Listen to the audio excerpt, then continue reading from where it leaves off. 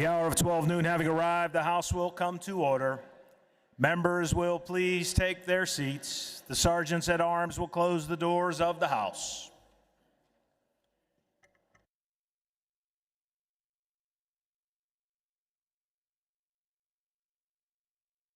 Prayer will be offered by our friend and colleague, Representative Green. Immediately thereafter, we will recite the Pledge of Allegiance. Members and guests will please rise as able.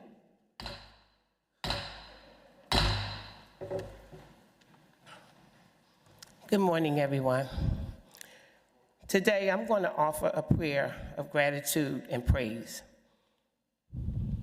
Today, we are not asking for anything, as you already know what each of us stands in need of.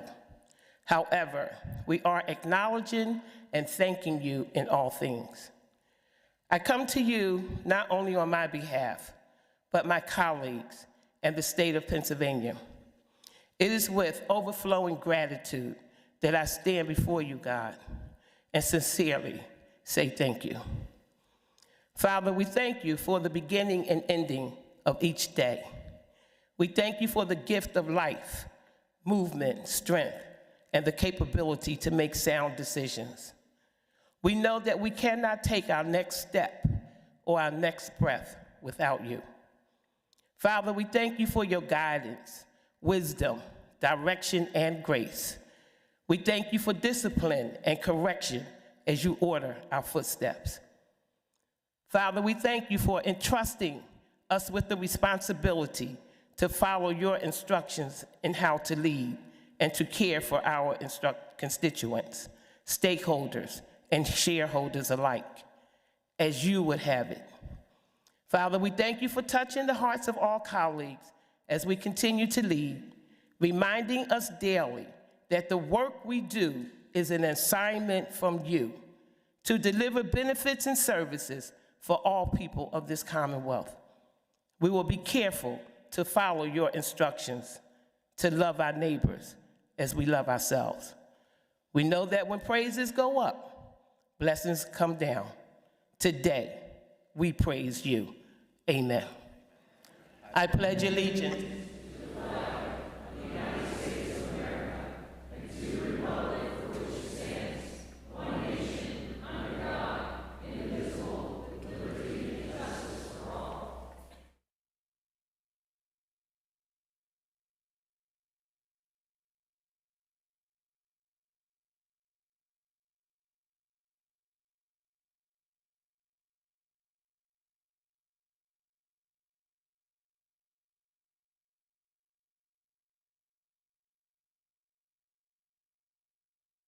The sergeants at arms will open the doors of the House. Members and guests, please take your seats. As pro tem, the chair has prerogative. Let's all wish Representative Green happy birthday as she leaves the rostrum. Happy birthday, Representative Green.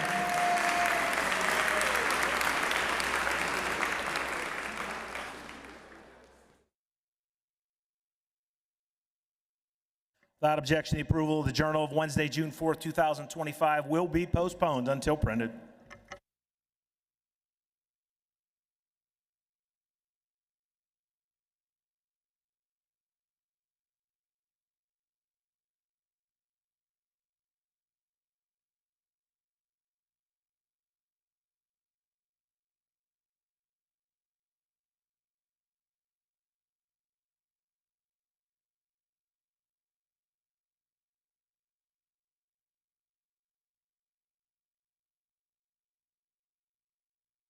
Members, we have some very important guests to recognize here in the chamber. Left of the speaker, our colleague, Representative Andre Carroll of the 201st District in Philadelphia, welcomes Philadelphia City Councilman Isaiah Thomas to the Capitol today. Councilman Thomas is serving his second term on City Council as the whip and chair of the Education Committee. He is also vice chair of the Children and Youth Committee and serves on 8 additional council committees. Also joining the councilman is Dr. Ashley Jordan, President and CEO of the African American Museum. Welcome.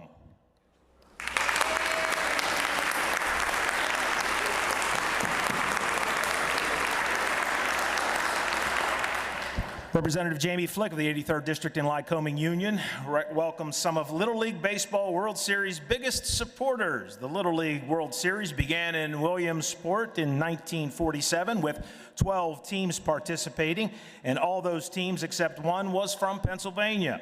In August 2025, 20 teams will participate, 10 from the United States and 10 from other countries. With us today are Mayor Marlon Angelo, Borough of South Williamsport, Pennsylvania. Mayor Angelo is a retired 26-year police veteran and served 10 years in the U.S. Navy Reserves as a military policeman. Mayor Derek Slaughter, the city of Williamsport, PA, who has been serving as the city's mayor since 2020. In addition to his local role, he was elected president of the Pennsylvania Municipal League in October 2024.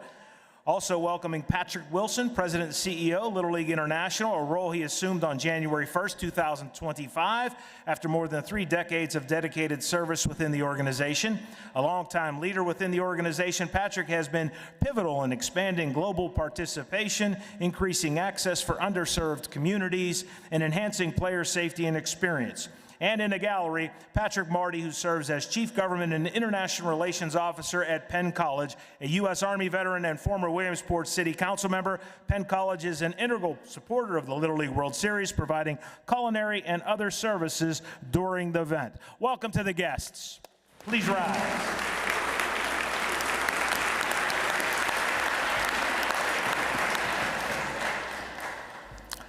Also left of the speaker, Representative Zach Mako of the 83rd District is pleased to welcome Wendy Schlappich to the Hall of the House today to celebrate her retirement after more than 25 years of commitment and dedicated service to the constituents of the 183rd. Prior to working for Representative Mako, Wendy worked for Representative Julie Harhart. She is looking forward to spending time with her family, gardening, and traveling. Here today to celebrate Wendy's retirement are Steve Strella with District Operations and Deb Faust Irwing, Tricia Schifferly, Emily Rauch from the district office. As a former staffer, I could tell you, you're the backbone of all we do. Congratulations, thank you for all your service.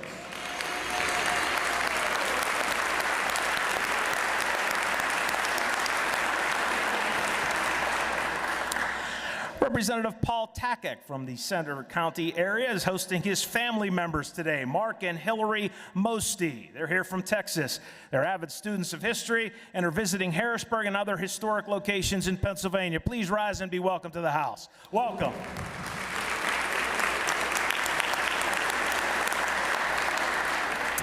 Representative Jill Cooper of the 55th District in Westmoreland welcomes Mary S. Bach to the Capitol today to honor her for more than 50 years of dedicated service to her community and to the field of consumer advocacy. Ms. Bach was a high school teacher and began her volunteer work in 1974 as president of the Junior Women's Club in Level Green. She organized the Coupon Clippers group for women and taught Winning at the Supermarket, an adult program at the Penn Trafford and Franklin Regional School District. Ms. Bach has served on many task forces, boards, school boards, Murraysville Council. Ms. Bach is still advocating with teaching and service on PUC Advisory Council and is president of the AARP Consumer Issues Task Force. Welcome, Mary.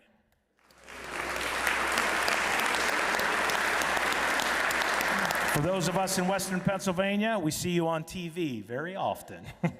Thank you for all your work.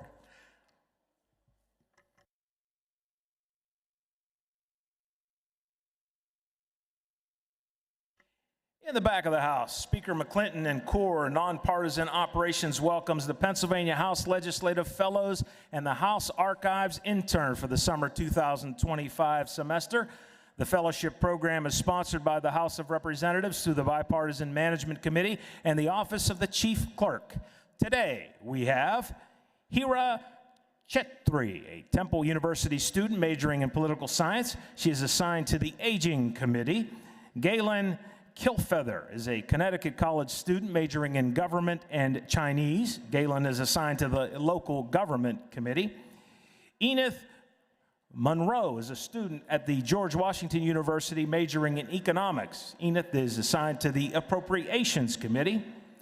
Marcela Sotelo Tornero is a Pennsylvania State University student seeking her master's in public policy. Marcela is assigned to the Health Committee. Lily Peck is a Susquehanna University student majoring in economics and political science. Lily is assigned to the Finance Committee. Caitlin Repp is seeking her master's in public policy from the University of St. Thomas, based in Houston, Texas, and is assigned to the Environmental and Natural Resource Protection Committee. Grace Stewart is a Pennsylvania State University student majoring in political science. Grace is serving the Professional Licensure Committee. Abigail Zimmerman, a Temple University student who will graduate this May with her bachelor's in political science and philosophy. Abigail is assigned to Majority Whip Mike Schlossberg's office and the Education Committee. And Madison Shade, who is a student from John Carroll University. She is assigned to the House Archives Internship Program. Please rise and be welcome to the chamber. Welcome for all you do. Good luck this summer.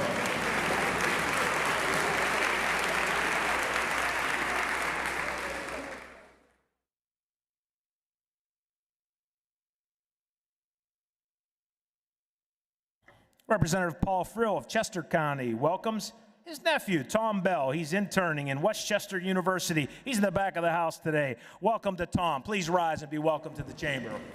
Thanks for being here, Tom.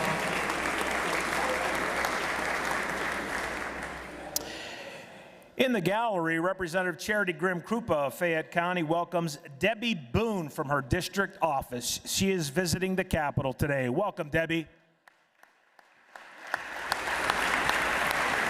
Representative Jamie Flick of Lycoming and Union County welcomes Carrie Pauling, who serves as his district office director today. She's visiting the Capitol here. Welcome. Please rise. Be welcome to the chamber. Representative Joe Hogan welcomes two interns in his Bucks County offices with us today. They are Antonella Carency, who's a student at Holy Family University, majoring in history with a minor in political science. She is also the founder and partner of Anna's Angels, a fundraiser dedicated to supporting and assisting children battling cancer. And Ethan Wambold, who just graduated from Cairn University with a BA in politics with a minor in Bible. He's also a security guard at Cairn University. Welcome to both guests.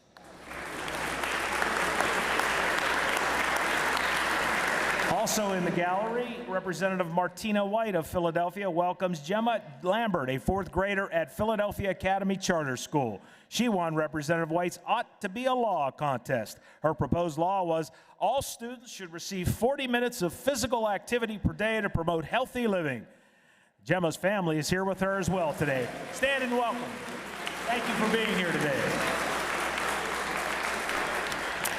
Representative Christina Sappy of Chester County welcomes students from the Garage Community and Youth Center in an after-school and youth development program that provides a safe and engaging space for middle and high school students, offering homework, tutoring, and an array of life skills programs. The garage used to be a vacant car garage until 2021, when it was transformed by a local business leader and youth pastor. Please rise and be welcome. Thanks for being here.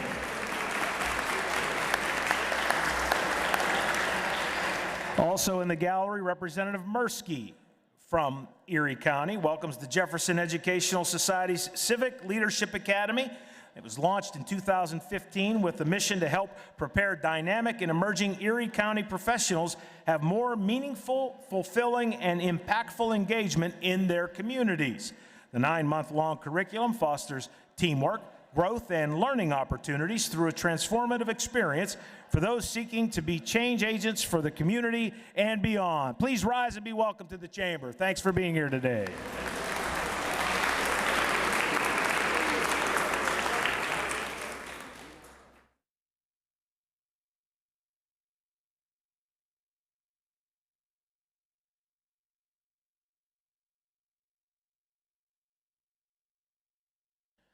Also in the gallery, Representative Hanbidge, Representative Serrato, Representative Malagari, and Representative Sanchez.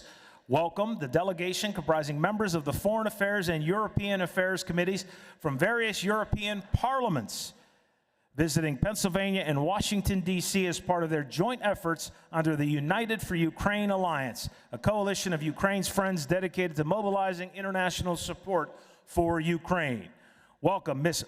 Louise Brown from European Affairs Committee from Denmark, Mr. Michael Kaminsky, Deputy Speaker of the Senate from Poland, Mr. Emmanuel Loperfido, member of the Foreign and Community Affairs Committee, Defense Committee from Italy, Mr. Zigamantis Pavalonis, Deputy Chair of Foreign Affairs Committee from Lithuania. Mr. Frederick Pettit, Deputy Chair of European Affairs Committee from France. Mr. Tobias Winkler, member of the Foreign and European Affairs Committee from Germany. Mr. Arturo Vaspis, DCM of the Embassy of Lithuania. Ms. Sasha Decker, Parliament of the Office of the Netherlands. Ms. Angela Tomkovic, Congressional Liaison of the Embassy of Lithuania. Welcome to the chamber. Welcome to Pennsylvania. Please rise and be welcome. Thanks so much for being here.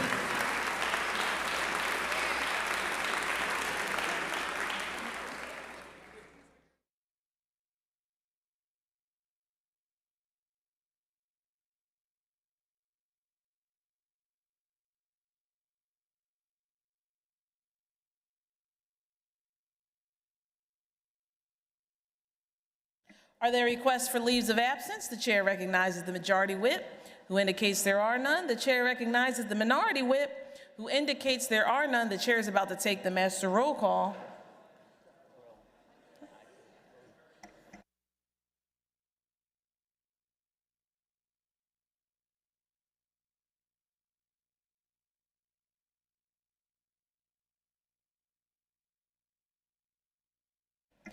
The minority whip requests leave for the day for the gentleman from York, Representative Grove. Without objection, the leave will be granted. Chair is about to take the master roll call. Members will proceed to vote.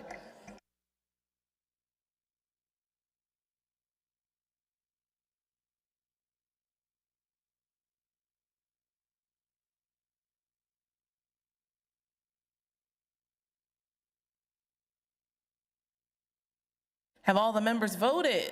Have all the members voted?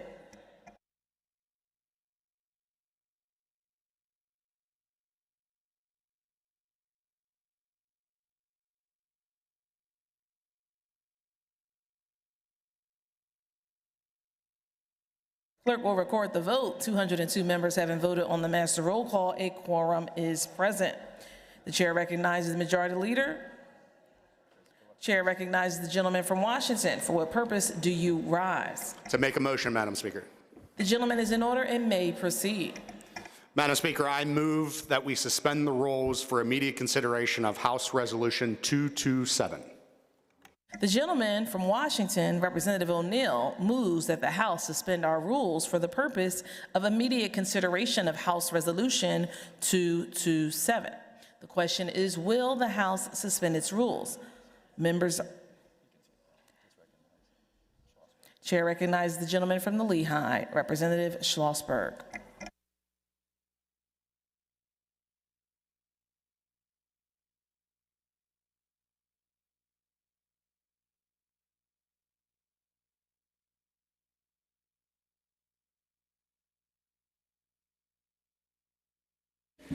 Thank you, Madam Speaker. I urge the members to vote in the affirmative on the rule suspension.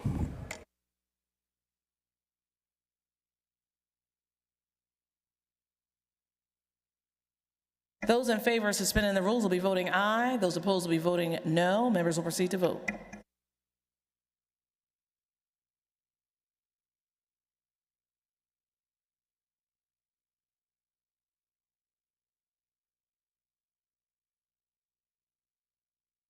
Have all the members voted? Have all the members voted?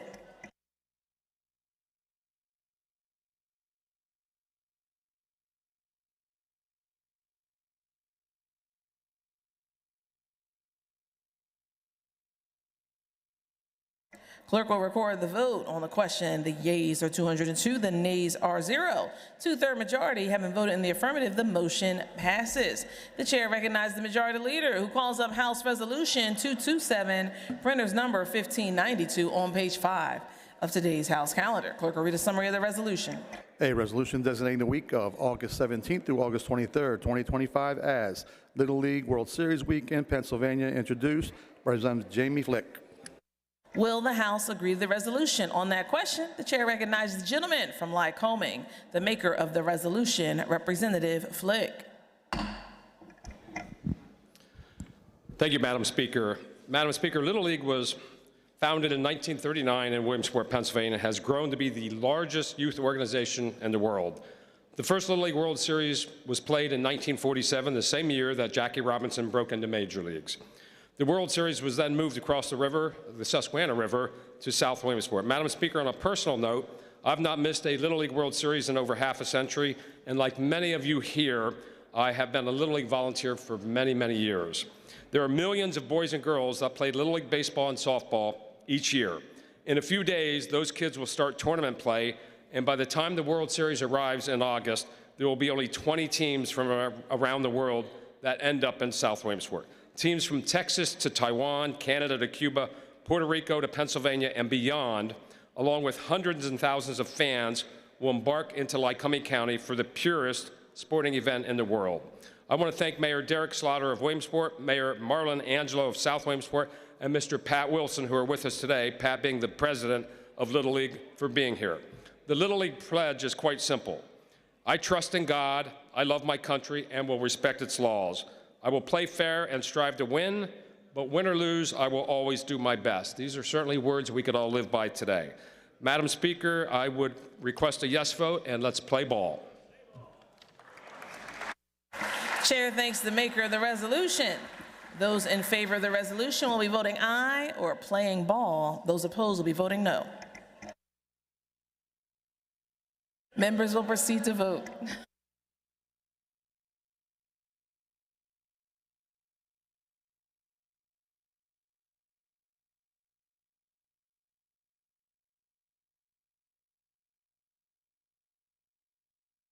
Have all the members voted? Have all the members voted?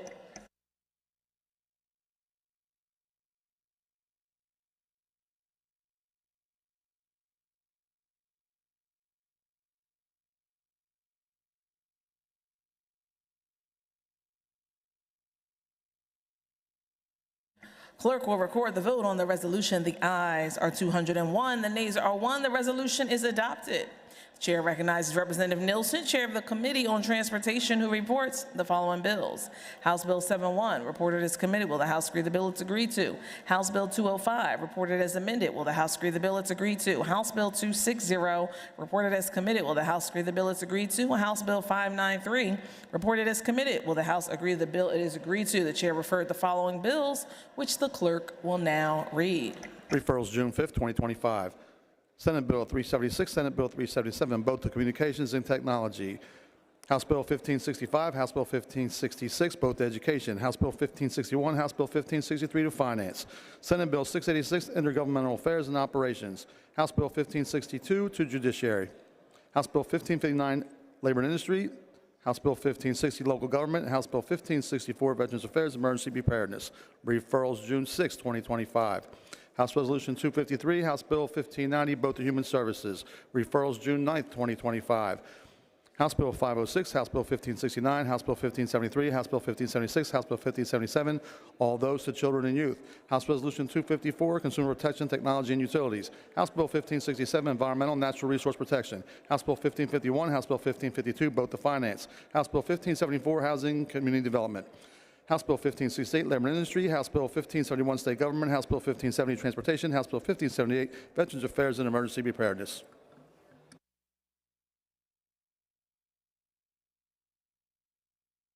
Chair recognizes the gentleman from Beaver, Majority Caucus Chair, for a caucus announcement.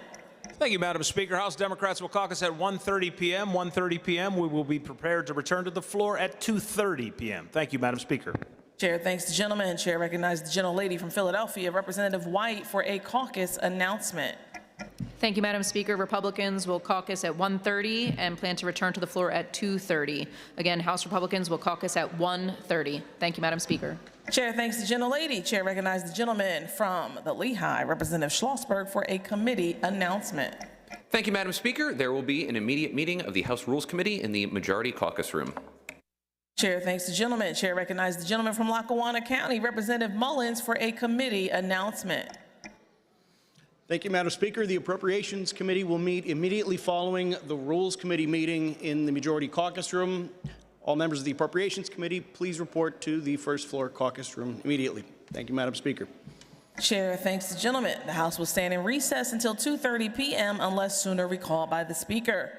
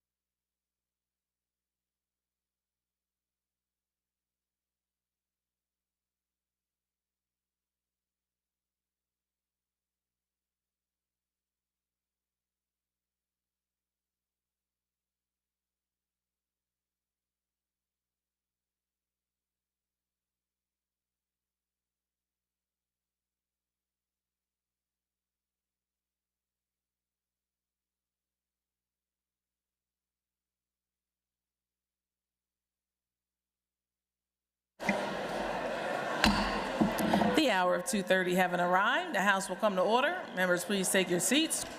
Chair recognizes Representative Harris, Chair of the Committee on Appropriations, who reports the following bills. House Bill 30, re-reported as committed. Will the House agree the report is agreed to? House Bill 191, re-reported as committed. Will the House agree the report is agreed to? House Bill 462, re-reported as committed. Will the House agree the report is agreed to?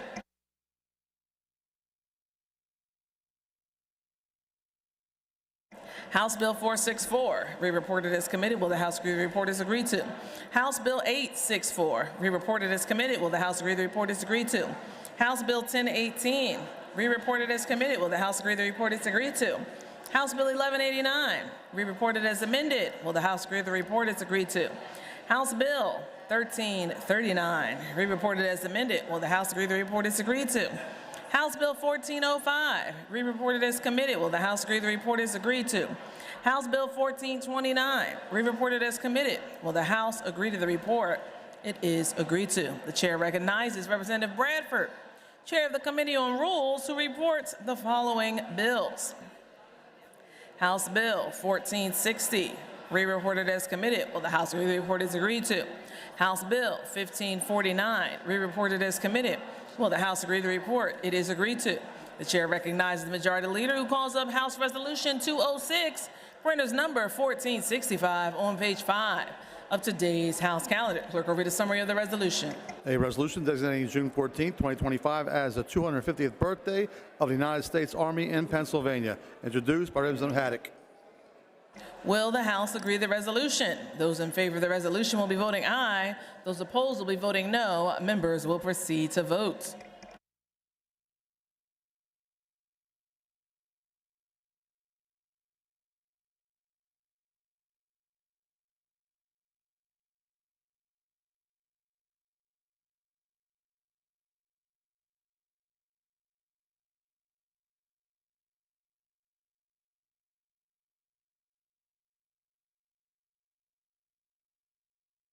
Have all the members voted? Have all the members voted?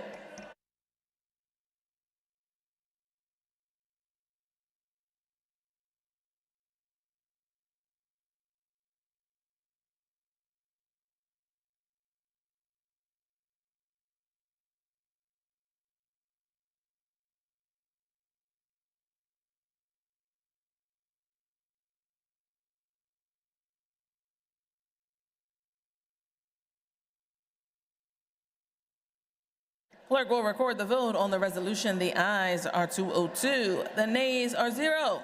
Resolution's adopted. Chair recognizes Majority Leader, calls up House Resolution 243, printer's number 1778, on page 6 of today's House calendar. Clerk will read a summary of the resolution. A resolution designating June 9, 2025 as Dave Parker Day in Pennsylvania, introduced by Representative Abney. Will the House agree to the resolution? On that question, the chair recognizes the maker of the resolution, the gentleman from Allegheny, Representative Abney.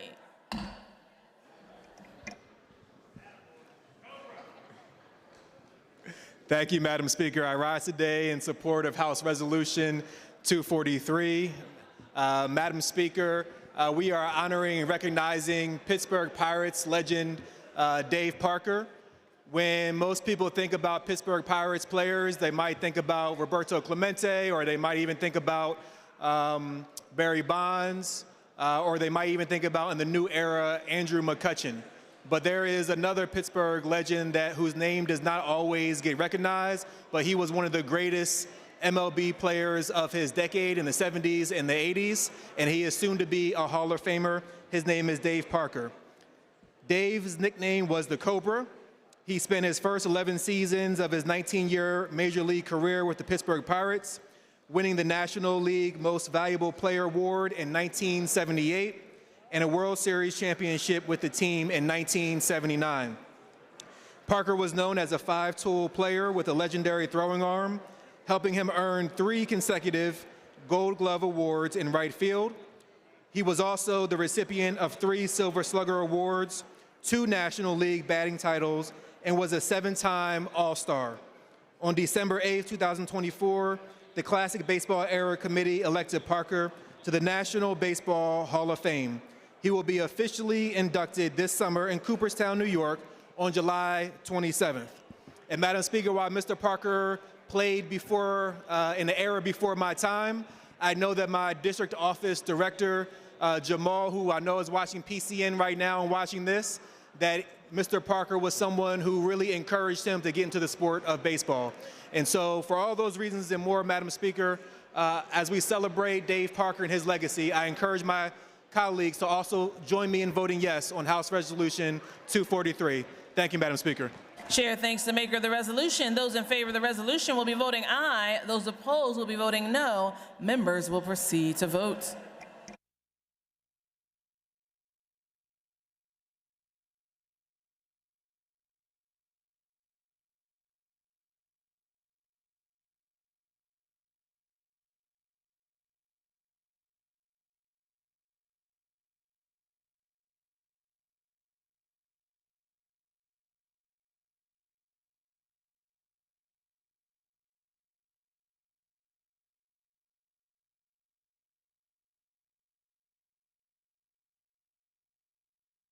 Have all the members voted? Have all the members voted?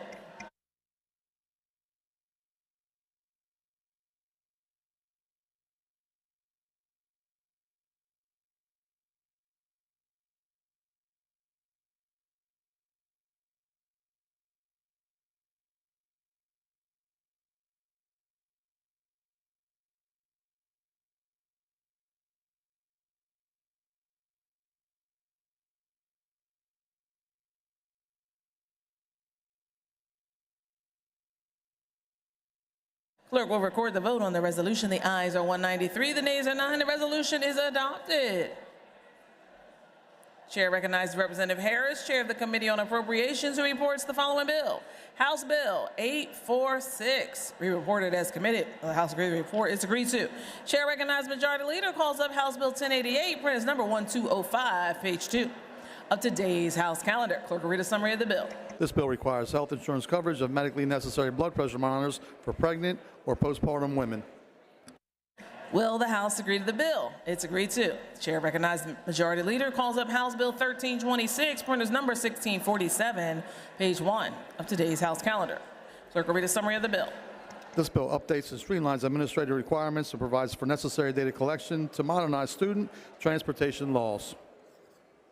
Will the House agree the bill is agreed to? The Chair recognizes the Majority Leader calls up House Bill 1250, printers number 1379 on page 2 of today's House calendar. Clerk will read a summary of the bill. This bill provides protections to residents of manufactured home communities. Will the House agree to the bill? Representative Irvin offers A, 00420. Will the House agree to the amendment? On that question, the Chair recognizes the maker of the amendment.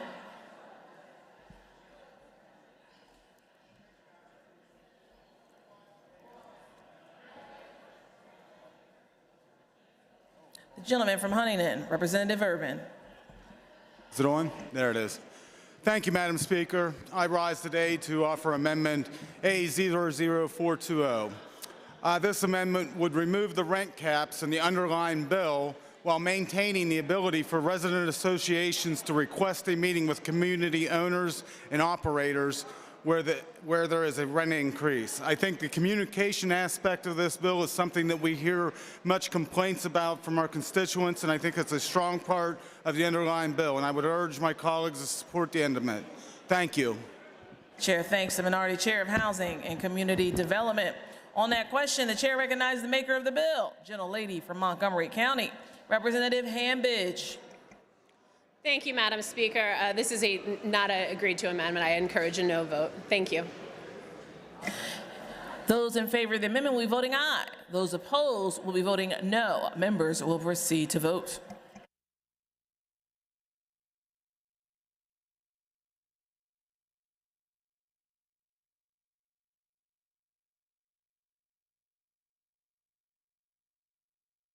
Have all the members voted? Have all the members voted?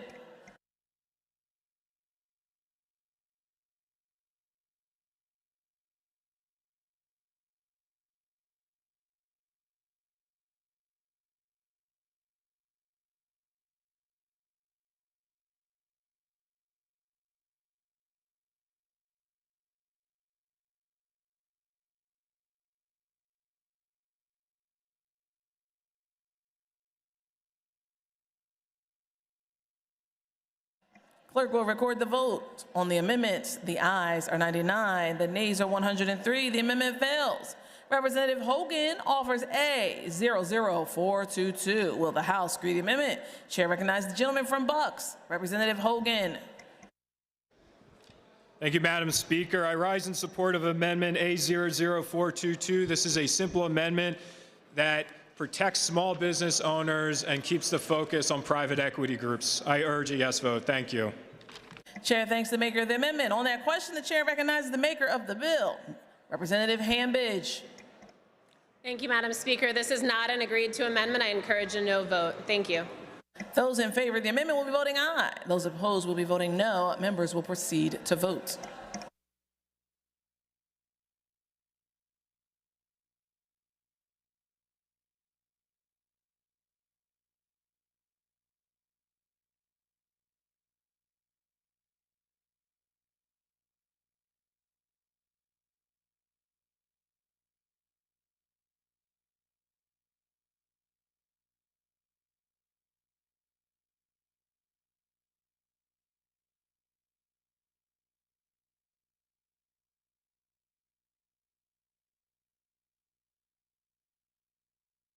Clerk will record the vote on the amendments. The ayes are 100. The nays are 102. The amendment fails. Representative Barger offers A 00491. Will the House agree to the amendment? On that question, the chair recognizes the gentleman from the Schuylkill, Representative Barger Blair.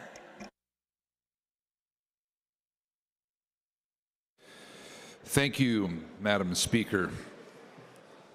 I am encouraged that my colleagues here in the People's House are attempting to address this specific and often overlooked problem.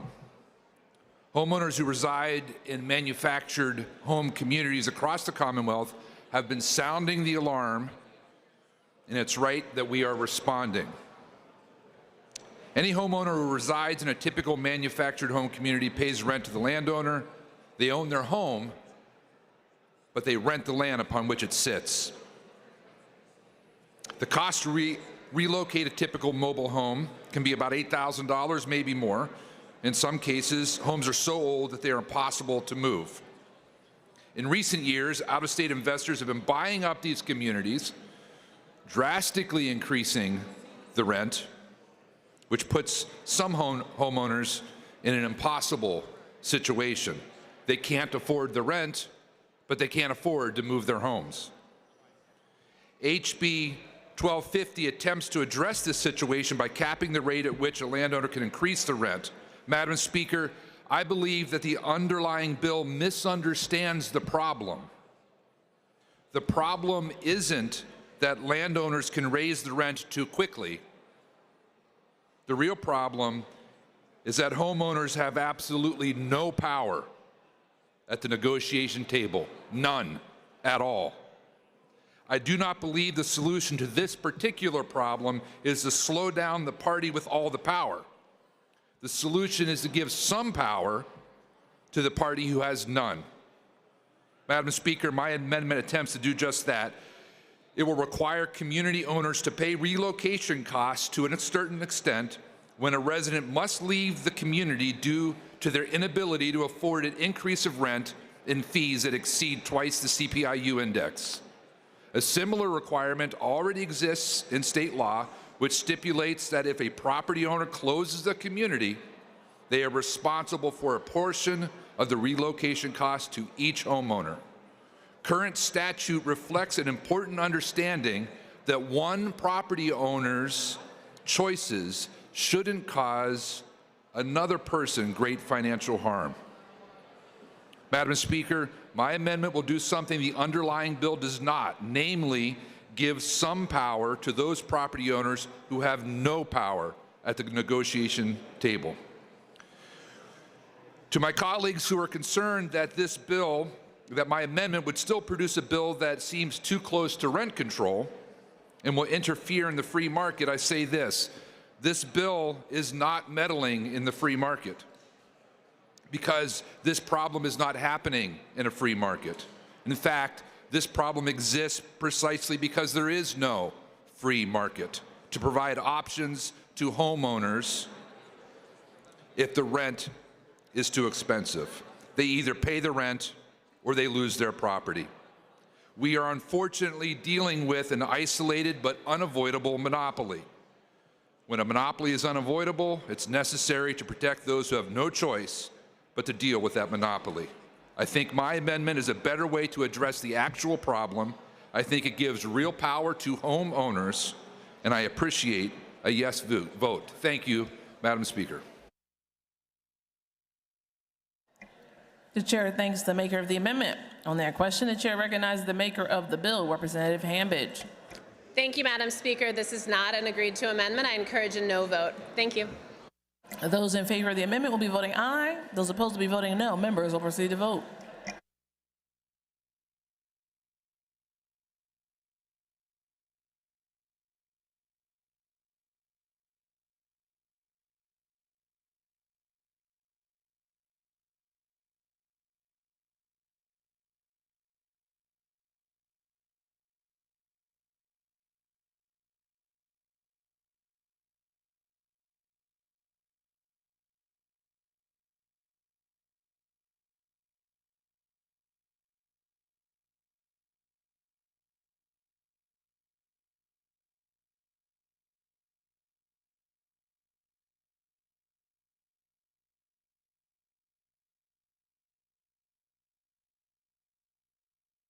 Have all the members voted? Have all the members voted?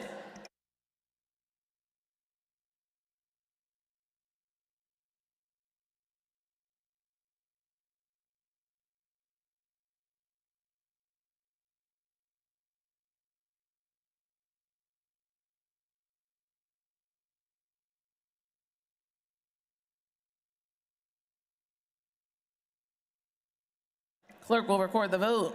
On the amendment, the ayes are 92, the nays are 110. The amendment fails. Will the House agree the bill is agreed to?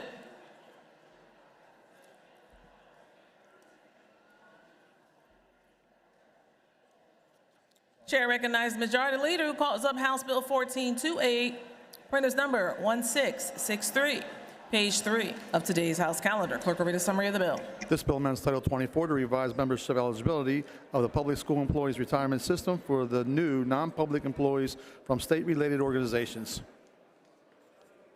Will the House agree to the bill? Representative Roy offers A 00666. Will the House agree to the amendment? On that question, the chair recognizes the maker of the amendment, Minority Chair, State Government. The gentleman from Crawford, Representative Roy.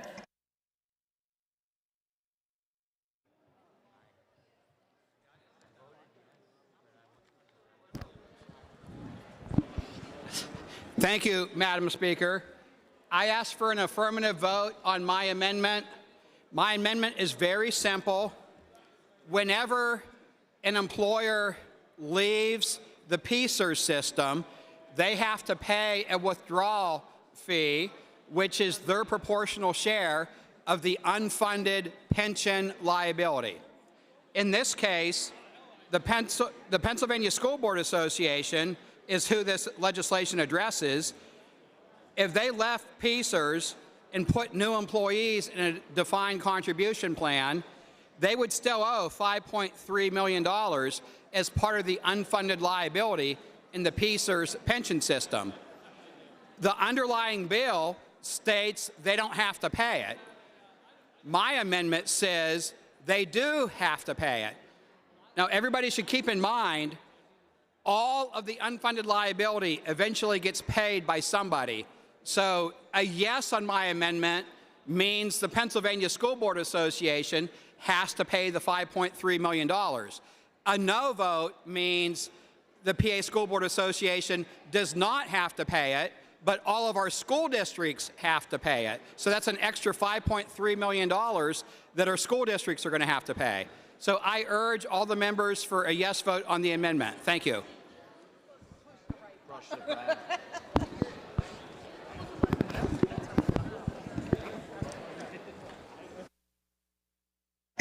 Chair thanks the maker of the amendment. On that question, the chair recognizes the maker of the bill, gentleman from Montgomery County, Representative Webster. Thank you, Madam Speaker. I'm reminded, at least my bit of understanding here. There's two reasons to amend the bill. One is to make it better. And in this case, I will note the actuarial note from the IFO clearly states that there is no material actuarial cost impact associated with House Bill 1428. No one is leaving the plan. The second reason might be to compromise so we can go together on a bill.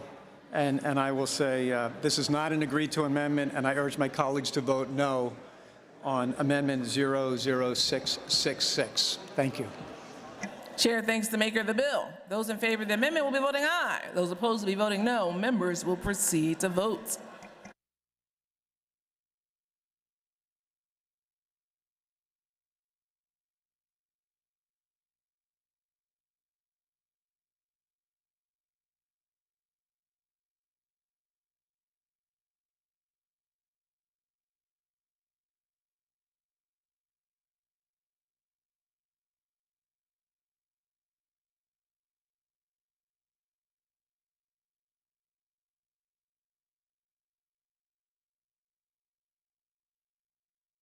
Have all the members voted? Have all the members voted?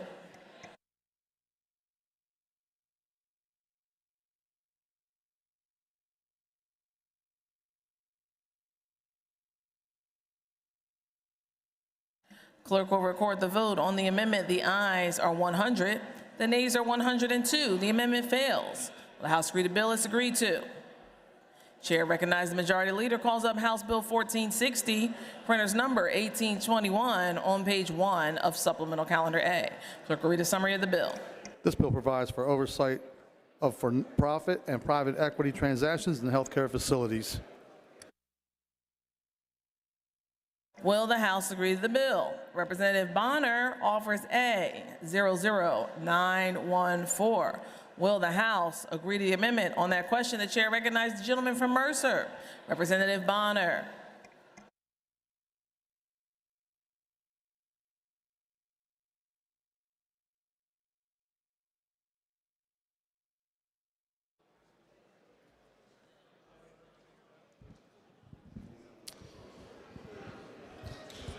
Thank you, Madam Speaker.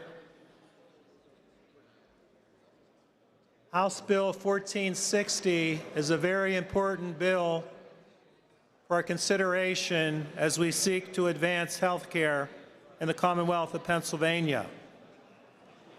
It gives the Attorney General certain oversight over mergers of certain health care facilities.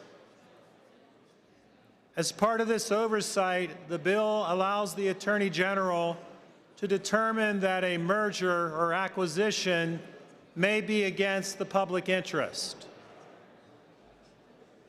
Currently, as the bill is written, the standard of review for the Attorney General is to make that decision by a preponderance of the evidence, a mere shifting of the scales of justice as he weighs the pros and cons of the proposed merger. Under this amendment, 914, I am proposing that the standard of review for the Attorney General is that he must determine by clear and convincing evidence that the merger is against the public interest. So it places a higher burden of proof and greater scrutiny of the Attorney General's review process, and I'd ask your support for this amendment, which I believe is an agreed-upon amendment.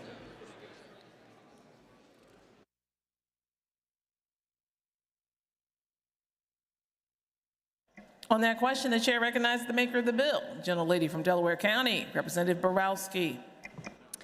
Thank you, Madam Speaker. I would like to thank my colleague for this amendment and ask my colleagues for an affirmative vote. Thank you. Chair thanks the gentlelady. Those in favor of the amendment will be voting aye. Those opposed will be voting no. Members will proceed to vote.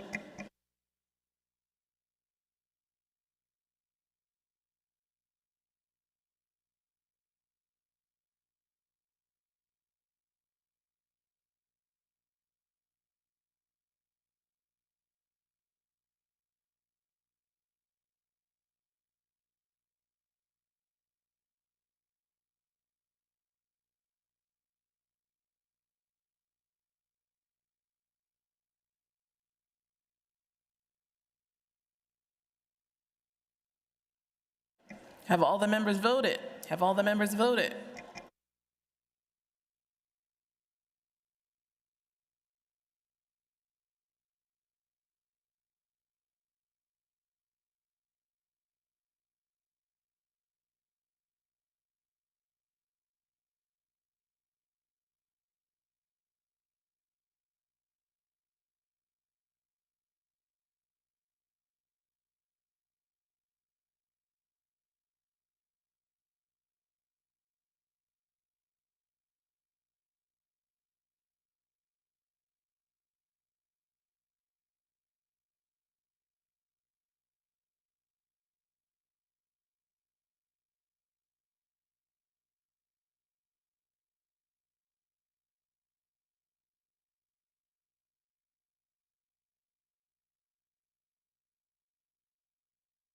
Clerk will record the vote. On the amendment, the ayes are 133, the nays are 69.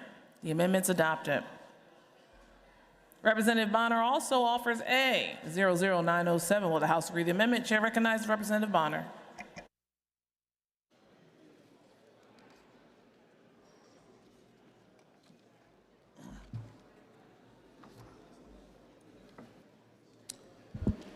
Thank you, Madam Speaker.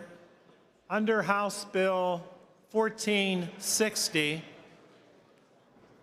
the costs for the review process by the governmental agencies of the proposed merger is being placed entirely upon the merging parties, the hospital facilities.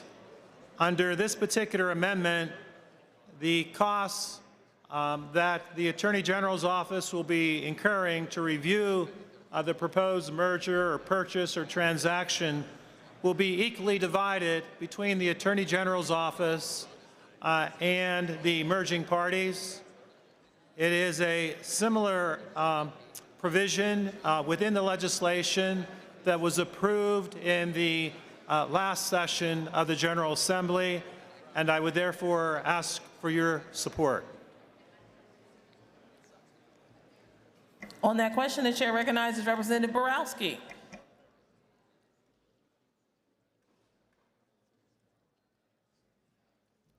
I'd like to thank my colleague from Mercer and Butler counties for coming to the table and working with us on this amendment.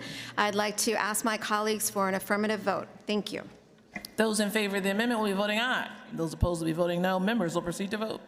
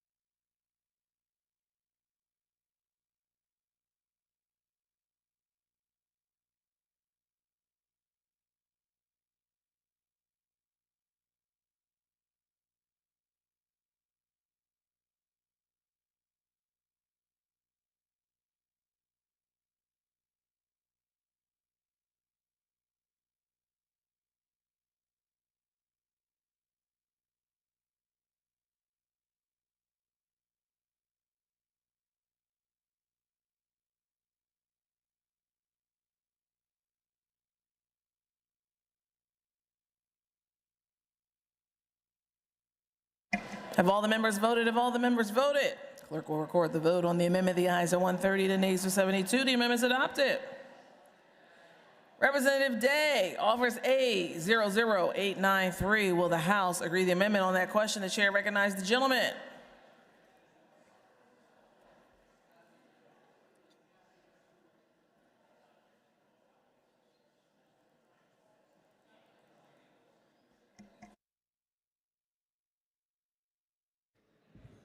Thank you, Madam Speaker. Madam Speaker, I rise today with Amendment A00893. It seeks to focus this bill on only hospitals.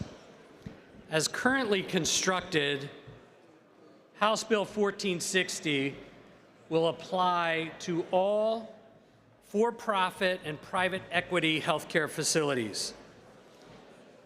For those who may not be aware, healthcare facilities include entities such as hospitals, home health care agencies, home care agencies, hospices, long-term care nursing facilities, cancer treatment centers, ambulatory surgical facilities, birth centers. My concern is that with a bill such as House Bill 1460, it seeks to provide extraordinary oversight to the Office of Attorney General to review healthcare facility transactions.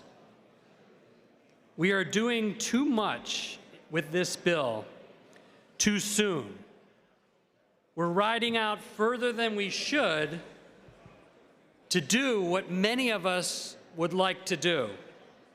In our area, we just had a merger. It was called a merger. And our friends in the Northwest often talk about the decline of healthcare services. We need to inject ourselves into this conversation, and we currently do. The administration has authority. Let me provide you with one example as it pertains to long-term care nursing facilities. Under the recently promulgated long-term care nursing facility regulations, we just did this. And under these regs, there are several requirements regarding new ownership of a nursing care facility. And when we need to provide this oversight, we will have different entities and a different rigor than just a simple oversight process. It could become confusing, and it could be manipulated to reduce services in Pennsylvania. A prospective licensee of a new facility must provide notice to the Department of Health currently. Also, to the Office of the State Long-Term Care Ombudsman. I was chairman of the Aging Committee, and I really care about the work of both of those agencies and the ability for them to provide the oversight needed. Notice must also be provided to residents of the facility being acquired and also the employees of the facility being purchased or acquired. Once that occurs, the Department of Health currently has the ability to provide a 10-day public comment period, which I think is important, shining the light of day on any one of these transactions. When the Department of Health considers an application, it will look at many factors, including the prospective licensee's past performances and their performance related to owning or operating a facility in the Commonwealth or in other jurisdictions. The prospective licensee demonstrated financial abilities and organizational capacity, as well as the capacity or the capability to successfully perform the requirements of operating a facility and providing these services. The prospective licensee, their demonstrated history and their experience with regulatory compliance, including evidence of consistent performance in delivering quality care.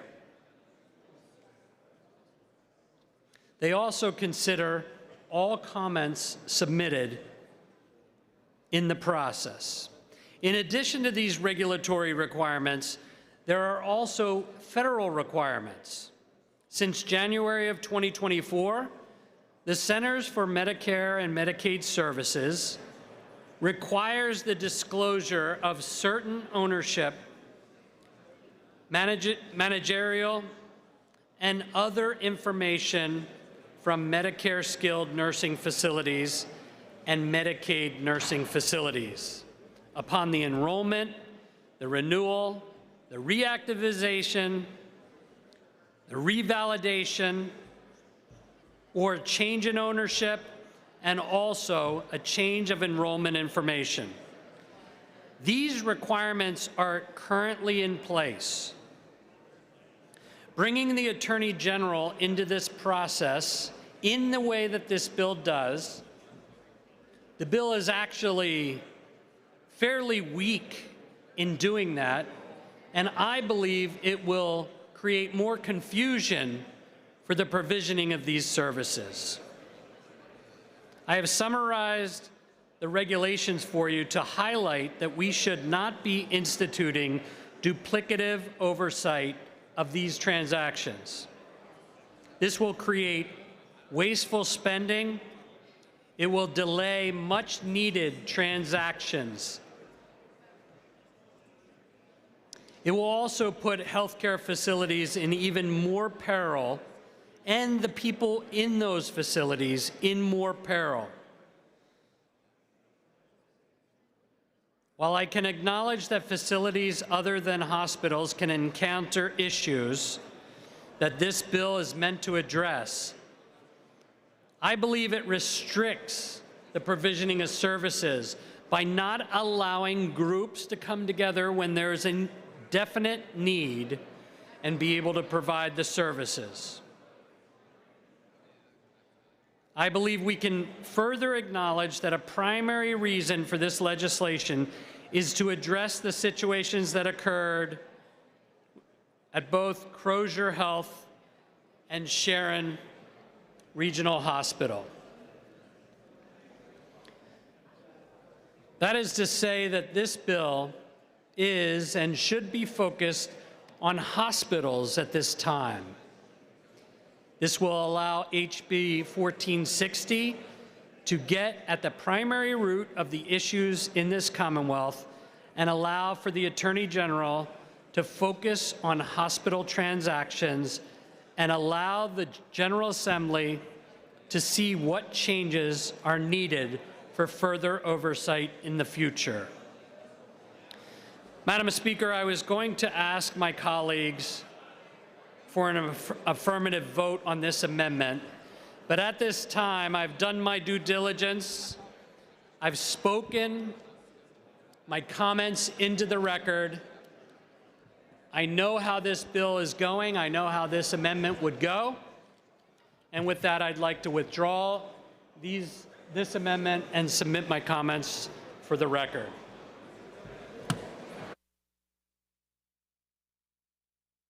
It's the chair's understanding that the gentleman withdraws all remaining amendments. Yes, Madam Speaker, it's my intention to withdraw the other two. Could I make a brief one-sentence statement on each one? Is the gentleman able to submit his remarks for the record? Yeah, I'll Chair thanks the gentleman.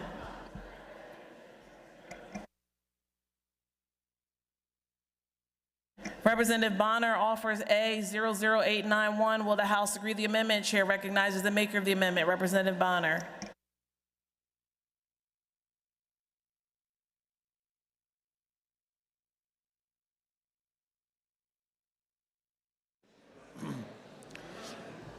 Thank you, Madam Speaker. I will be withdrawing Amendment 891 at this time. Chair thanks the gentleman. Representative Roy offers A 00892. Will the House agree to the amendment? Chair recognizes Representative Roy.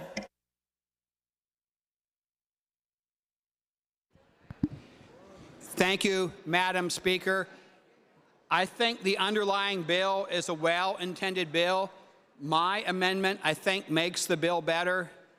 Anyone who is concerned that a group of investors might buy a hospital and close it down, or a for-profit company might buy a hospital and close it down, or close down parts of it like a maternity ward or an emergency room or anything like that. If you don't want that to happen, you should also want to make sure a nonprofit cannot do the same thing.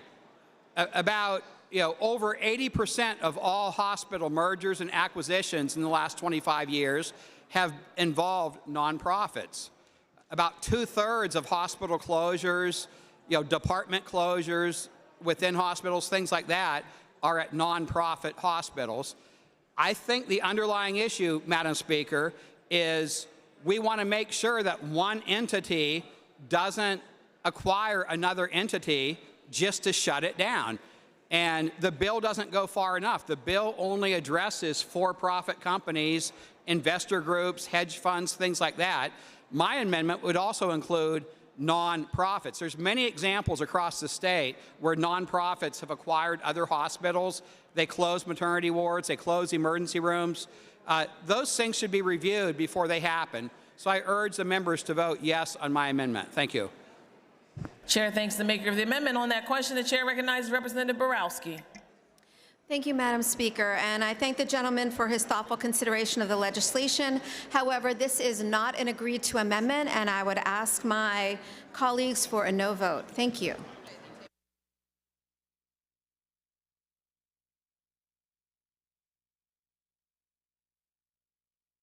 For what purpose does the gentleman from Montgomery County rise?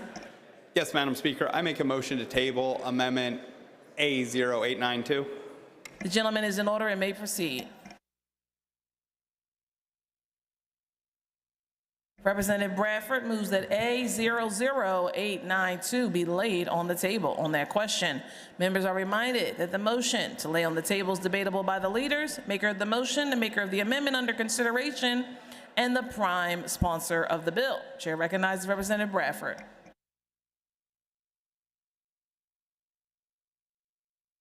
For the information of the members, the chair is having a technical difficulty. You will need to raise your hand if you'd like to be acknowledged. Anyone else on the motion? Those in favor of the motion will be voting aye. Oh, Representative Roy, thank you, thank you. Chair needs the members' assistance this afternoon. Thank you, Madam Speaker. I believe that the motion to table cannot be made after an amendment is already called up and is already being debated and a vote is already called for. My amendment was called up for a vote. It was debated on. The chair called for people to vote yes and no, and then another member made a motion to table the amendment. Well, that's not a proper way to do that. The proper thing would be to speak against the amendment or for the amendment or against the amendment, not table it right when a vote is pending.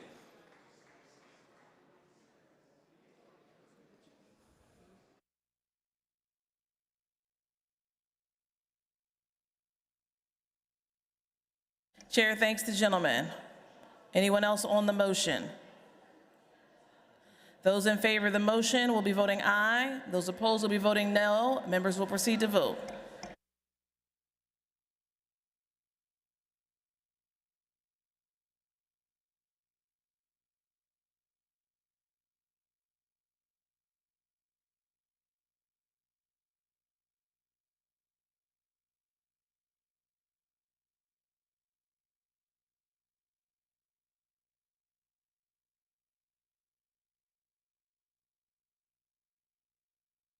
Have all the members voted? Have all the members voted?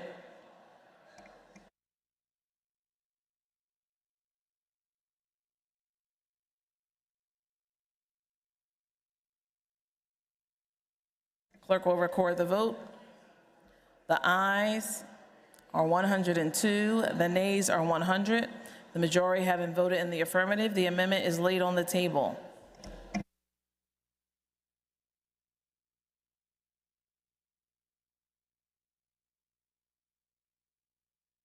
Representative Twardzik offers A00896. Will the House agree to the amendment? On that question, the chair recognizes the maker of the amendment, the gentleman, Representative Twardzik from Schuylkill.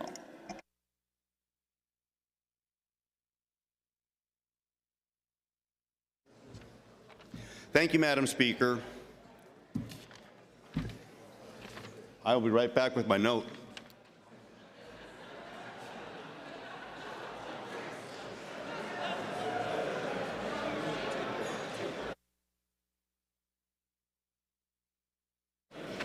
I brought my grocery list up instead. I'm sorry. Thank you, Madam Speaker. My amendment A00896 seeks to increase the threshold requirements that must be met for a covered transaction to be subject to this bill and better align it with federal standards. Where possible, we should seek to align the state requirements with federal requirements, and that is what my amendment seeks to do. I'm asking for an affirmative vote on my amendment. Thank you, Madam Speaker. Chair thanks the gentleman. Chair recognizes the maker of the bill, Representative Borowski. I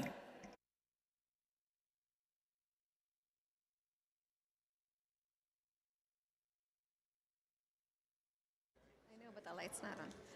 Thank you, Madam Speaker. I thank the gentleman for his, again, thoughtful consideration of the legislation and for the amendment, but this is not an agreed-to amendment, and I would ask my colleagues for a no vote. Thank you.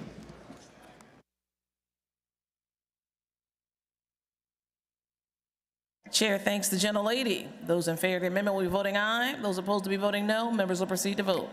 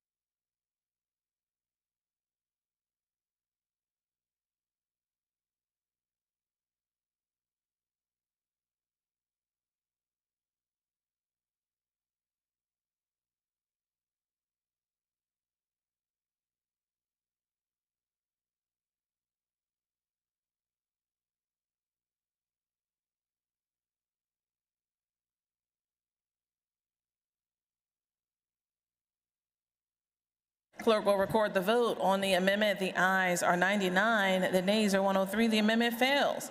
Chair's understanding that Representative Zimmerman withdraws A00915.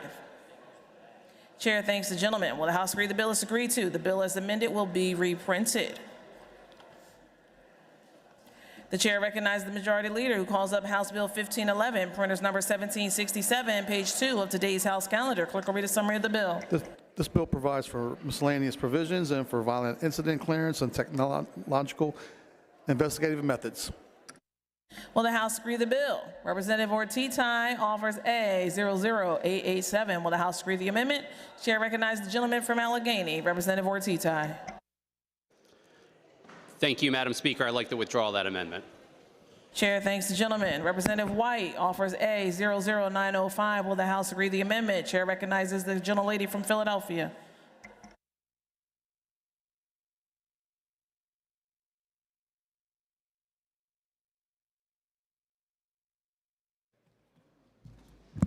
Thank you, Madam Speaker. Pennsylvania's sentencing guidelines exist to promote fairness, consistency, and public safety. They ensure that similar crimes result in similar consequences no matter where in the Commonwealth they occur.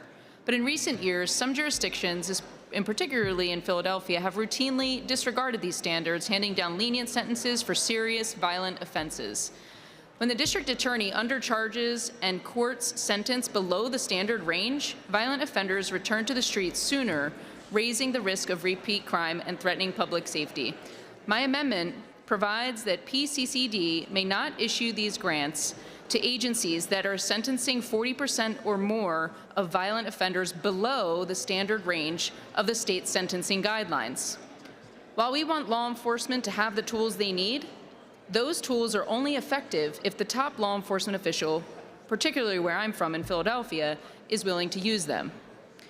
The numbers are stark. Between 2016 and 2022, over 50% of Philadelphia offenders received sentences in the mitigated range or below, compared to just 15% across the rest of the state. Fewer than 40% of Philadelphia's sentences fell within the standard range, while the rest of the Commonwealth kept that number at 75%. The result? A crisis of violent crime. Assaults with a firearm in Philadelphia occur at a rate of 259 per 100,000 residents, more than 4 times the state average. Robberies with a firearm are nearly as high as 187 per 100,000.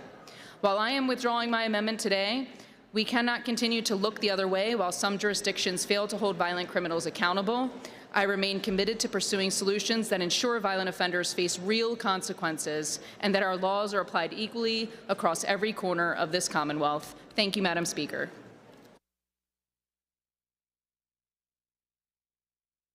Chair thanks the gentlelady on that question. Chair recognizes the gentleman from Montgomery. Oh, it's withdrawn. Chair thanks the gentlelady. Representative Ham offers amendment A00916. Will the House agree to the amendment? Chair recognizes the gentleman from Lycoming. Representative Ham. Thank you, Madam Speaker. I rise today to offer amendment A00916. My amendment simply requires that at least 40% of the grants awarded under this bill would be directed to rural law enforcement agencies. Rural police departments often operate with limited staff, outdated technology, and insufficient training resources compared to their urban counterparts. The bill, in its current form, only allocates 10% of grant dollars to rural communities. This barely scratches the surface of what's needed to begin addressing these gaps, especially when rural jurisdictions make up the vast majority of Pennsylvania's municipalities. 48 out of 67 counties are deemed rural. That is 72% of Pennsylvania, which is rural, 72% of our Commonwealth's land mass, and yet under House Bill 1511, rural Pennsylvania will only receive 10% of that grant funding. Although rural departments may serve smaller populations, they often cover larger geographical areas, leading to logistical and operational challenges, especially in crime scene response, evidence collection, and interagency coordination. Rural communities and departments often lack the tools and resources we need to effectively solve violent crimes. According to data from the Pennsylvania Commission on Crime and Delinquency and the U.S. Census, approximately 70% of Pennsylvania's 1,000-plus municipal police departments serve populations of fewer than 10,000 people. Approximately 50% serve populations less than 5,000. You don't have to take my word for it. Here's a direct quote from the Pennsylvania Coalition Against Domestic Violence. And I quote, "We are a rural state, and our rural counties are so under-resourced.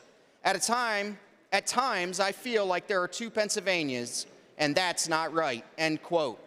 The Pennsylvania Coalition Against Domestic Violence supports my amendment A00916. It is clear that we need to do more for rural Pennsylvania. My amendment will raise the threshold from 10% of the grant funding to 40%, with the stark reminder that 72% of Pennsylvania is rural. I ask for an affirmative vote on my amendment to let rural Pennsylvania and rural police departments know that we're fighting for them. Thank you, Madam Speaker. Chair thanks the gentleman on that question. Chair recognizes the gentleman from Montgomery County, maker of the bill, Majority Chair of Judiciary, Representative Briggs. Thank you, Madam Speaker. I respectfully urge the members to vote against the Ham amendment. The bill is already dedicating a 10% carve-out. I do want to thank the representative for being such a strong advocate for rural Pennsylvania, but it currently protects, reserves 10% for rural Pennsylvania, and it's up to PCCD, who would be administering the grant, to determine where best the resources should be spent otherwise. It is being designed to fight violent crime, and I believe PCCD is best situated to make those decisions. So I will be urging everyone to vote no. Thank you. Chair thanks the gentleman. Those in favor of the amendment will be voting aye. Those opposed will be voting no. Members will proceed to vote.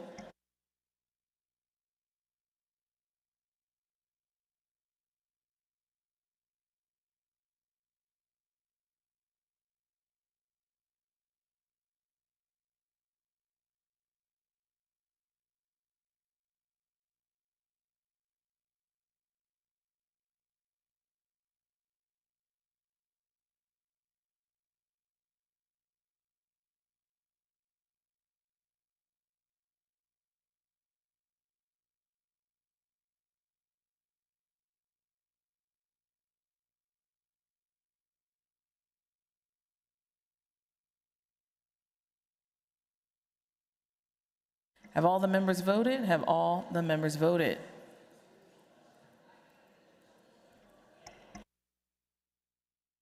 Clerk will record the vote on the amendment. The ayes are 100, the nays are 102. The amendment fails. Chair's understanding that the gentleman, Representative Ham, withdraws all remaining amendments. Chair thanks the gentleman. For what purpose does the gentleman from Cumberland, Dauphin, Representative Kerwin, rise? Thank you, Madam Speaker. I rise to make a motion to suspend the rules for the immediate consideration of Amendment 00974. The gentleman, Representative Kerwin, moves to suspend the rules for immediate consideration of A 00974. On that question, the chair recognizes Representative Kerwin.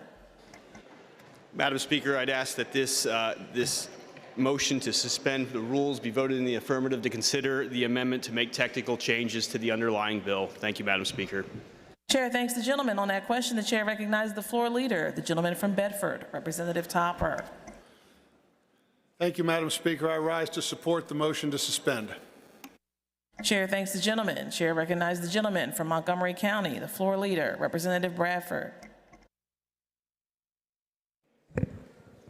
Thank you, Madam Speaker. We likewise encourage a affirmative vote on the motion to suspend. Chair thanks the gentleman. Those in favor of suspending the rules will be voting aye. Those opposed will be voting no. Members will proceed to vote.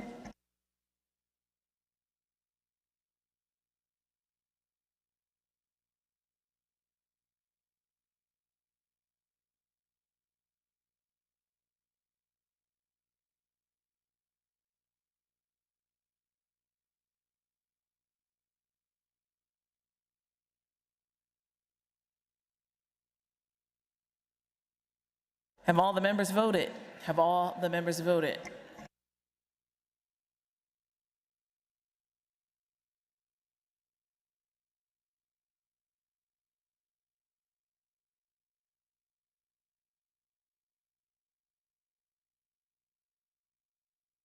Clerk will record the vote on the question. The yeas are 201, the nays are 1.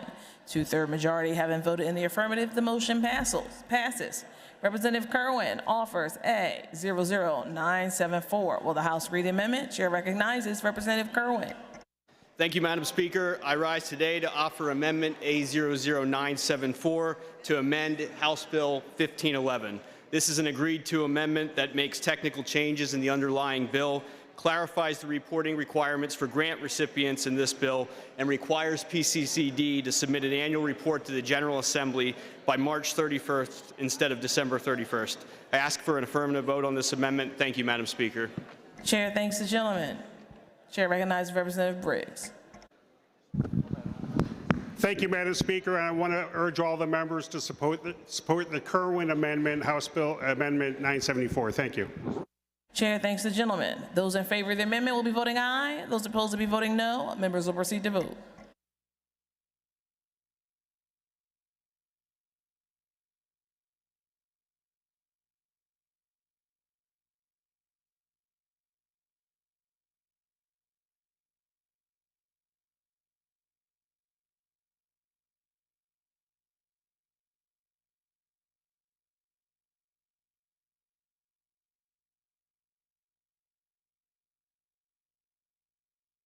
Have all the members voted? Have all the members voted?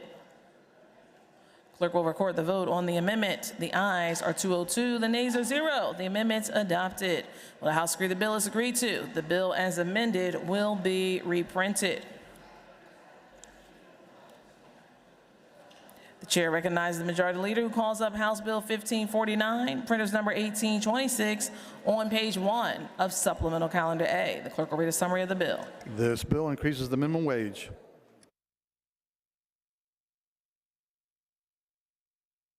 The bill will be over for the day.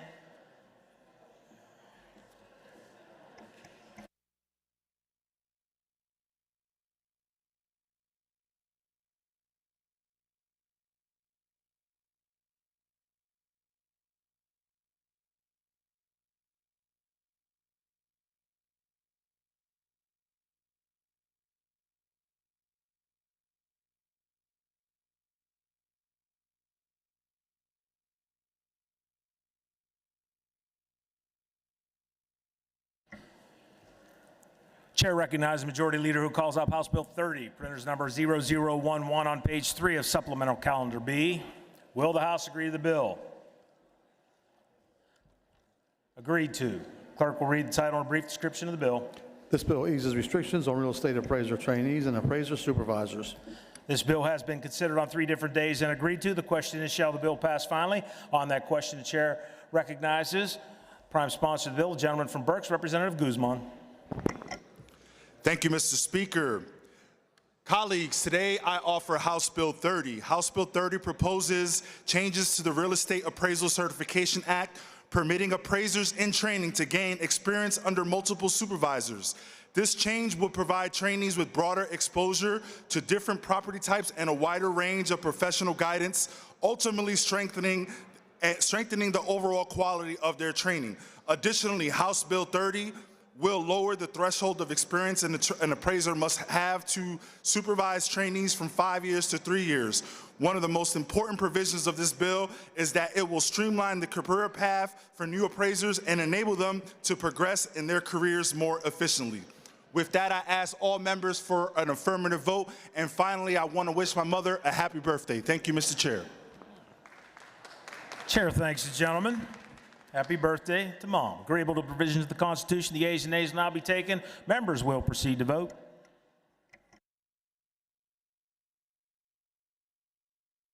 Have all the members voted?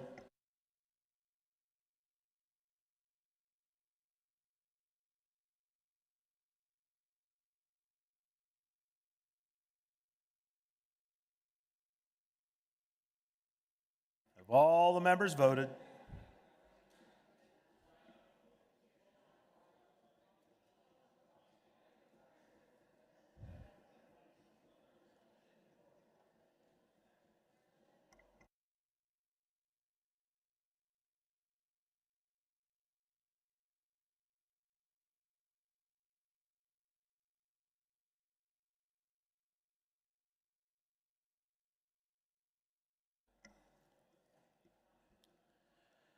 Clerk will record the vote on the final passage of the bill. The yeas are 202, the nays 0. The majority required by the Constitution having voted in the affirmative, the bill passes finally, and the clerk will present the same to the Senate for concurrence.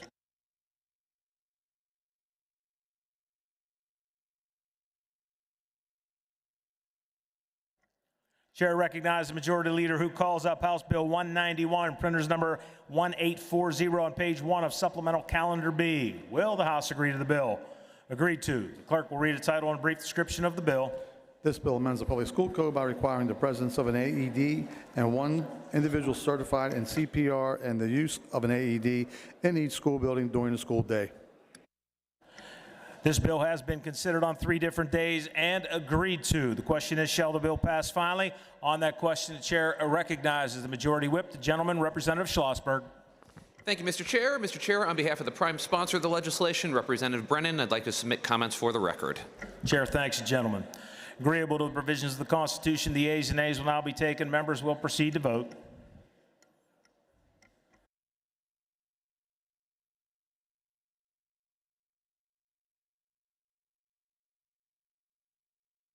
Have all the members voted?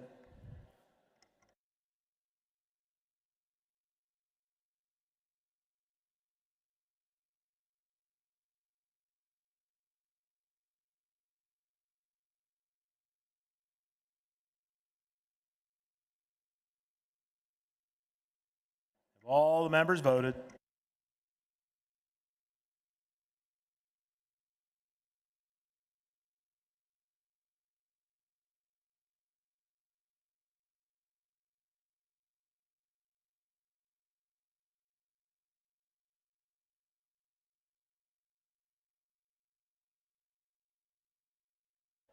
Clerk will record the vote on the final passage of the bill.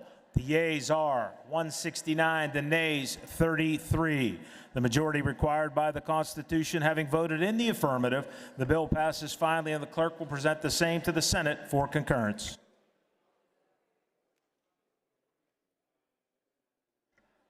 Chair recognizes the Majority Leader who calls up House Bill 462, printers number 0445 on page 2 of Supplemental Calendar B.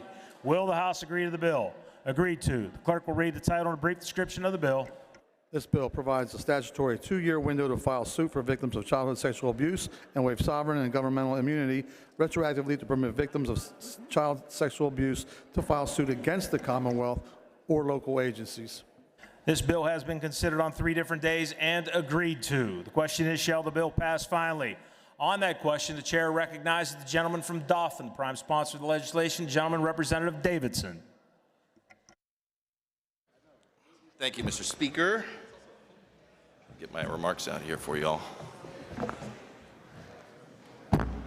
Drawing some inspiration from my friend from Lehigh today. Thank you, friends and colleagues, for your consideration of these bills today, House Bill 462, and we're about to consider 464 shortly after this. I'll keep my remarks brief. I mean, these bills have been around this building for many, many years, and most of my colleagues in the room have had a front row seat to see them advance through the legislature over these many years. For those of you who are new, like myself, you know, these bills have a long history. So I don't need to get into the history there. Many, many members before me have spoken on these bills in the past, and I think we'll let those words stand for themselves. However, I do think it's important that we focus on what this bill is about. And this bill is about the survivors of childhood sexual abuse. In 2018, the grand jury that was assembled statewide, the 40th statewide investigatory grand jury, produced a report. And I just want to read 2 brief paragraphs from that report to kind of give us some context today and hopefully move the process along. So please bear with me while I read from the report from the grand jury. Grand jurors are just regular people who are randomly selected for service. We don't get paid much, the hours are bad, and the work can be heartbreaking. What makes it worthwhile is knowing that we can do some kind of justice. We spent 24 months dredging up the most depraved behavior only to find that the laws protect most of its perpetrators and leave its victims with nothing. We say laws that do that need to change. We call for a civil window law, which would let older victims sue the diocese for the damage inflicted on their lives when they were kids. We saw these victims, they are marked for life. Many of them wind up addicted or impaired or dead before their time. And the law enforced right now gives child sex abuse victims 12 years to sue once they turn 18. But victims who are already in their 30s and older fell under a different law. They only got 2 years. For victims in this age range, and just today, those victims are over 60. These crimes happened in the 1970s and before that time, so just some context for the room. In this age range, the short 2-year period would have expired back in the 1990s or even earlier, long before revelations about the institutional nature of clergy sex abuse. We think that's unacceptable. These victims ran out of time to sue before they even knew they had a case. The church was still successfully hiding its complicity. Our proposal would open a limited window, offering them a chance finally to be heard in court. And all we're asking is to give those 2 years back. For the benefit of the members, I'll be submitting the rest of the grand jury report for the record. You know, this bill is not about any one institution or any one individual. This is about a group of survivors who have been denied access to our court system, and we have the opportunity to finally get it right. So my friends, I please ask you for an affirmative vote. Chair thanks the gentleman. Agreeable to the provisions of the Constitution, the ayes and nays will now be taken. Members will proceed to vote.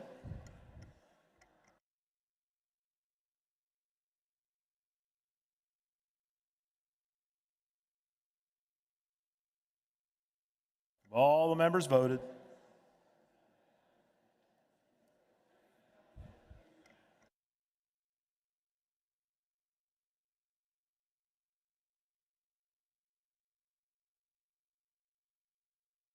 All the members voted.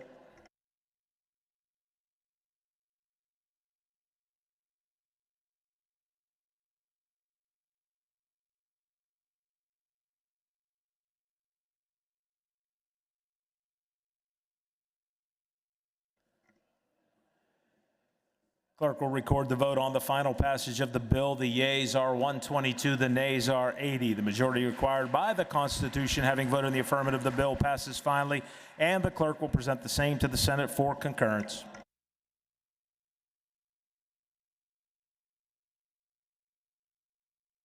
Chair recognizes the Majority Leader who calls up House Bill 464, printers number 0447 on page 2 of Supplemental Calendar B. Will the House agree to the bill? Agreed to. The clerk will read the title and a brief description of the bill.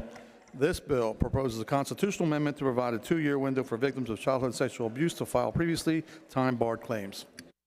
This bill has been considered on 3 different days and agreed to. The question is, shall the bill pass finally? On that question, the chair recognizes the gentleman from Dauphin, the prime sponsor of the legislation, Representative Davidson. Thank you, Mr. Speaker. And just to clarify for my colleagues here, the previous bill we voted on was the statutory version. This bill is the constitutional amendment version. This bill, in particular 464, seems to have the most opportunity for success in the Senate. Now, the constitutional amendment process, as we all know, takes 2 consecutive sessions. And if we were to pass the statutory through the Senate and put it on the governor's desk, we could provide this 2-year window and have it open and shut before House Bill 464 would even open the window. So today, I thank the members for their previous vote on the previous bill, but I do think this one has the most opportunity to our colleagues in the Senate. It's important that we pass this bill clean. It's important that we do not tie it together with any other partisan or chamber priorities, and I would ask my members for an affirmative vote. Thank you. Chair thanks the gentleman. Agreeable to the provisions of the Constitution, the yeas and nays will now be taken. Members will proceed to vote.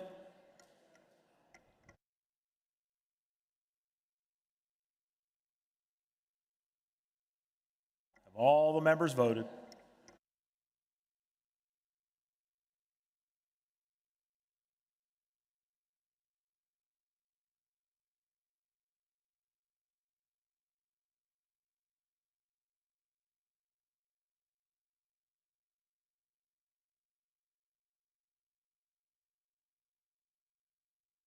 Have all the members voted?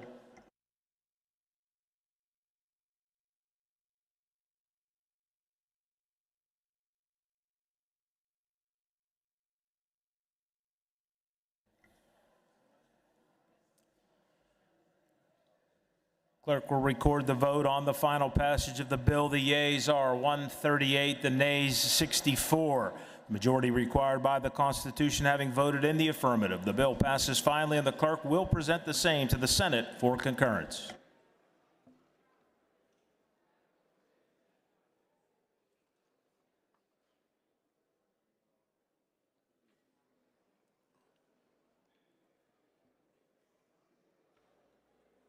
Chair recognizes the Majority Leader who calls up House Bill 846, printers number 0876 on page 3 of Supplemental Calendar B. Will the House agree to the bill?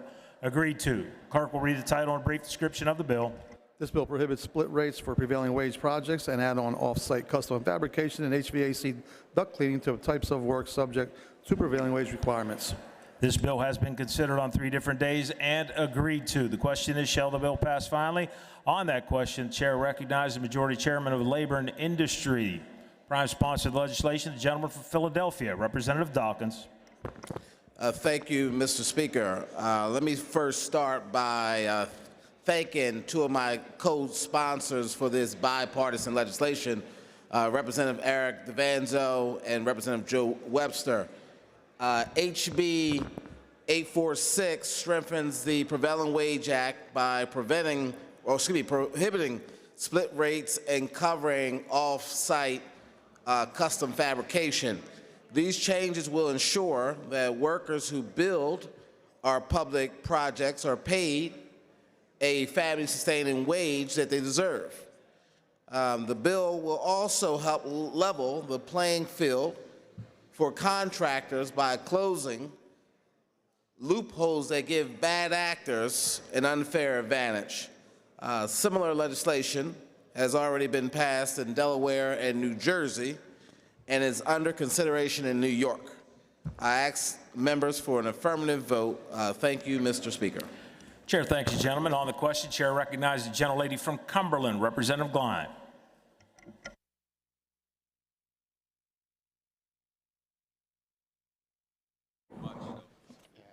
Thank you, Mr. Speaker. House Bill 846 has a lot of issues with it. It's not really ready for prime time.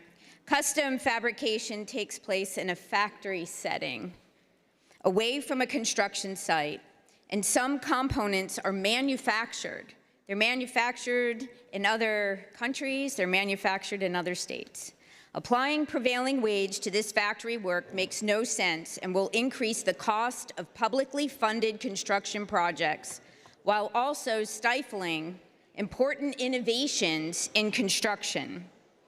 The bill also eliminates the ability to pay multiple rates when a worker splits time between crafts on a publicly funded project. This drives up the price of any projects where workers split their time between tasks in different classifications. It also slows down the project immensely. The bill extends prevailing wage requirements to HVAC duct cleaning, and this is contrary to the intent of the law. Maintenance work like this is exempt from prevailing wage because it is not construction. The Department of Labor and Industry estimates that enforcing these new provisions of the Prevailing Wage Act would require 10 new investigators and 2 clerical assistants at a cost of over $1 million. Mr. Speaker, I encourage my colleagues to vote no on the bill. Thanks. Chair thanks the gentlelady. Agreeable to the provisions of the Constitution, the yeas and nays will now be taken. Members will proceed to vote.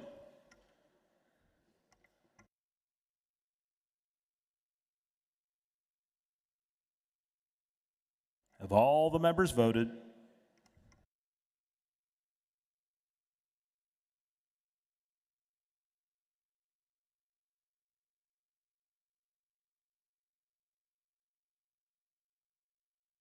Have all the members voted?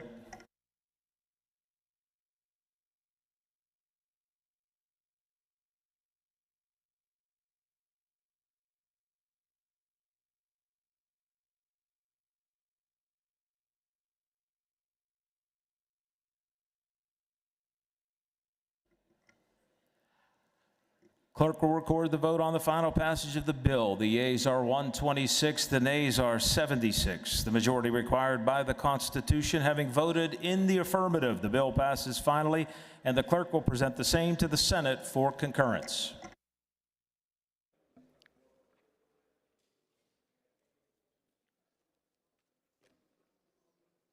Majority Leader calls up House Bill 1018, printer's number 1098 on page 3 of Supplemental Calendar B.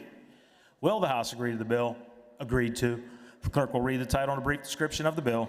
This bill amends the Steel Products Procurement Act to require the use of American-made steel products in projects that receive public funding or tax incentives from a public agency. This bill has been considered on 3 different days and agreed to. The question is, shall the bill pass finally? Agreeable to the provisions of the Constitution, the yeas and nays will now be taken. Members will proceed to vote.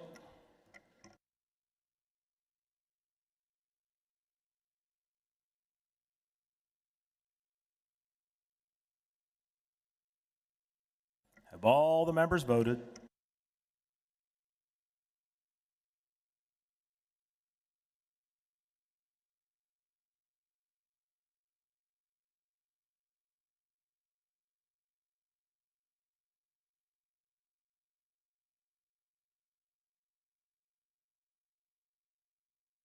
Have all the members voted?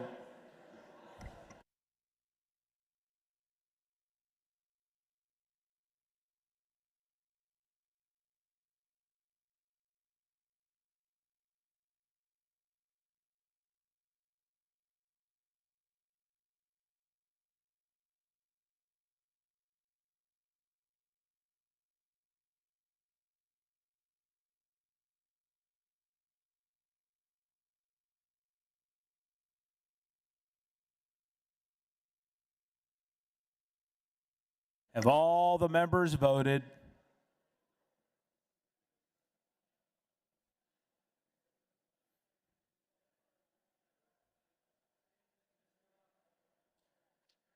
Clerk will record the vote. On the final passage of the bill, the yeas are 200, the nays are 2. Majority required by the Constitution. Having voted in the affirmative, the bill passes finally, and the clerk will present the same to the Senate for concurrence.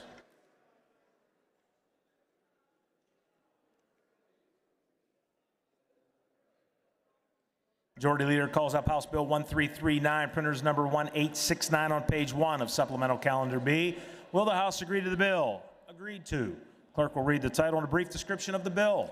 This bill makes appropriations from restricted revenue account within the general fund and from federal augmentation funds to the Pennsylvania Public Utility Commission. This bill has been considered on 3 different days and agreed to. The question is, shall the bill pass finally? Agreeable to the provisions of the Constitution, the ayes and nays will now be taken. Members will proceed to vote.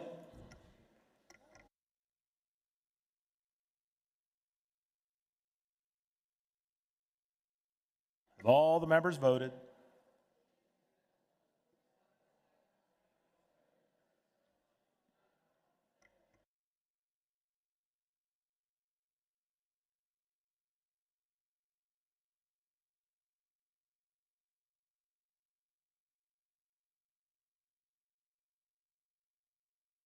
Have all the members voted?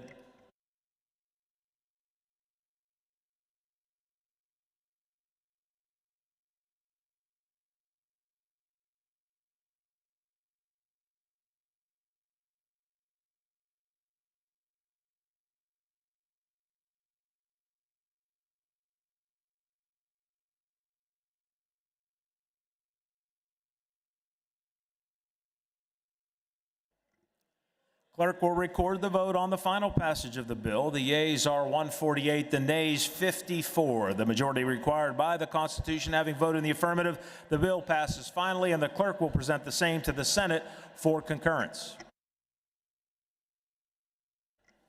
Majority Leader calls up House Bill 1405, printers number 1604 on page 2 of Supplemental Calendar B. Will the House agree to the bill? Agreed to. The clerk will read the title and a brief description of the bill. This bill allows veteran service experience in a specific occupational area to count towards CTE Instructional 1 certification.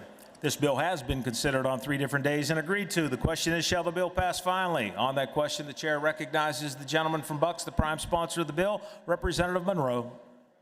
Thank you, Mr. Speaker. House Bill 1405 empowers military veterans by enabling them to use the training and experience that they have gathered while serving in the military and put it to good use in the teaching profession.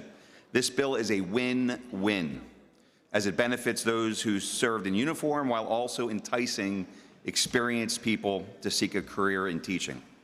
Currently, the Pennsylvania School Code allows individuals with a certain amount of experience in the given career field and allows them to receive credits towards a career and technical education Instructional 1 certification. House Bill 1405 amends the school code to apply this same standard toward veteran service experience and will allow them to also receive those same credits. House Bill 1405 is good for our veterans, it's good for our educational system, and it's good for Pennsylvania, and I ask you for your support. Thank you, Mr. Speaker. Chair thanks you, gentlemen. Agreeable to the provisions of the Constitution, the ayes and nays will now be taken. Members will proceed to vote.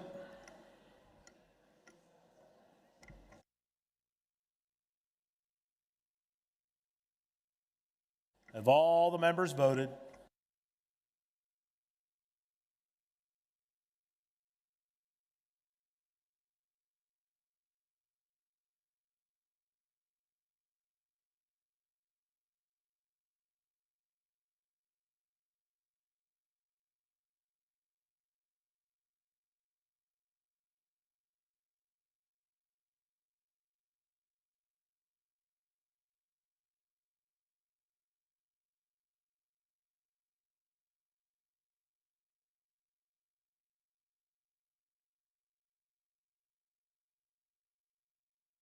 Clerk will record the vote on the final passage of the bill. The yeas are 202, the nays are 0. The majority required by the Constitution having voted in the affirmative, the bill passes finally, and the clerk will present the same to the Senate for concurrence.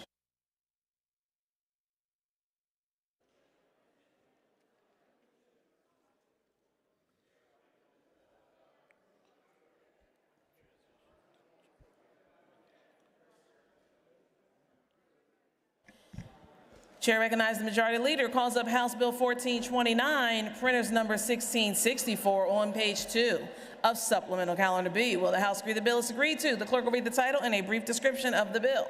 This bill provides for a report on transition to chip-enabled access cards.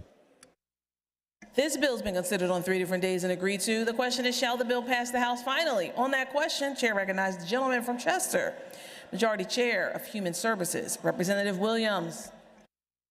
Thank you.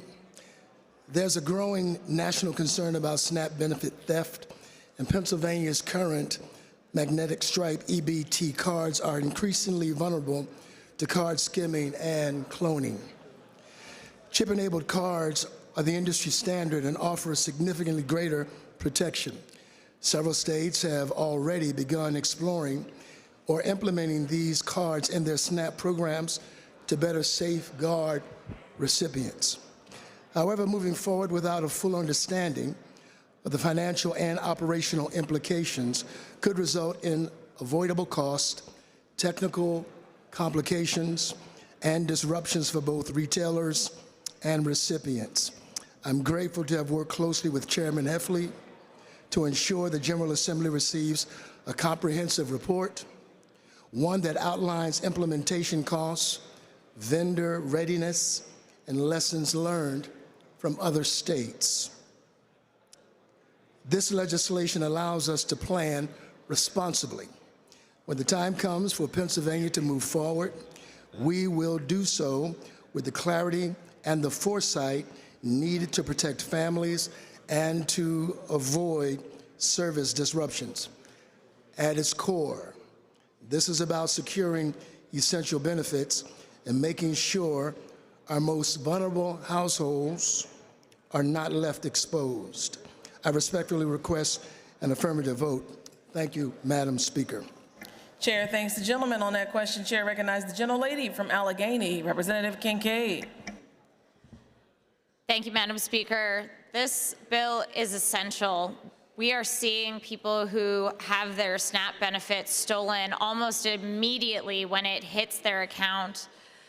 When we're talking about preventing fraud, waste, and abuse, this is what we are talking about. So doing a study to make sure that we can implement chip cards in an effective and efficient way to protect benefits of our most vulnerable Pennsylvanians is the least that we can do, and so I would encourage an affirmative vote. Thank you, Madam Speaker. Chair thanks the gentlelady. On that question, Chair recognizes the gentleman from Carbon, Minority Chair of Human Services, Representative Heffley.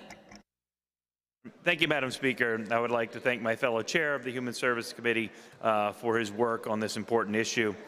We've all received these calls in our district offices where folks have received their benefits in one day and the next day they're gone, stolen by unscrupulous criminals. We have witnessed an uptick in these crimes. House Bill 1429 takes an important step in establishing a plan to improve the security of these cards by requiring DHS to lay out the costs, best practices, and a proposed implementation plan. This will help ensure that Pennsylvania is ready and will not be left behind in the path to enhanced security. I would encourage an affirmative vote on House Bill 1429. Thank you, Madam Speaker. Chair thanks the gentleman. Agreeable to the provisions of the Constitution, the ayes and nays will now be taken. Members will proceed to vote.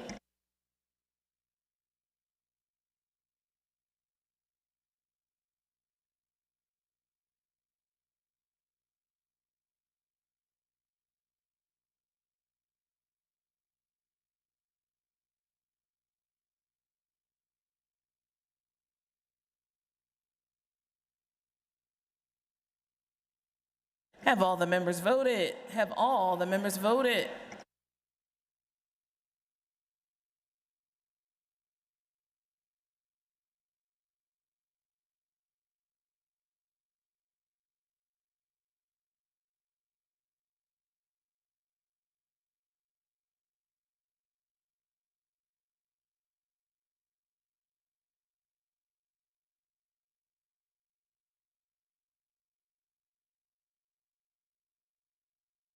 Clerk will record the vote. On final passage of the bill, the yeas are 198, the nays are 4. Majority required by the Constitution having voted in affirmative, the bill passes the House finally, and the clerk presents the same to the Senate for concurrence. Colleagues, on this great day in history, our dear friend and colleague from the city and county of Philadelphia was born. Happy birthday, Representative Green.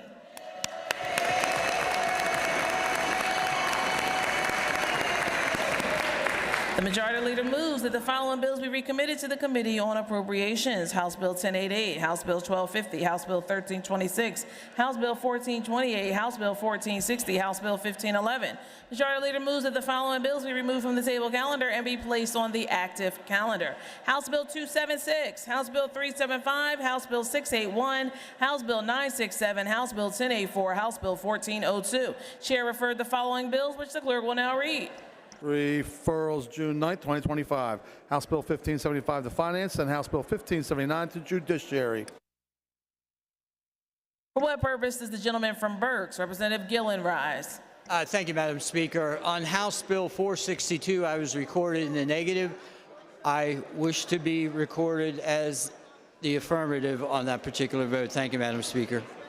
Chair thanks the gentleman. The information will be spread across the record. For the information of the members, there will be no further votes. Chair is in receipt of a motion from the gentleman from Lancaster, Representative Gillen. The House adjourned till Tuesday, June the 10th, Berks, at 11 a.m. unless sooner recalled by the Speaker. Questions on the motion? Those in favor say aye.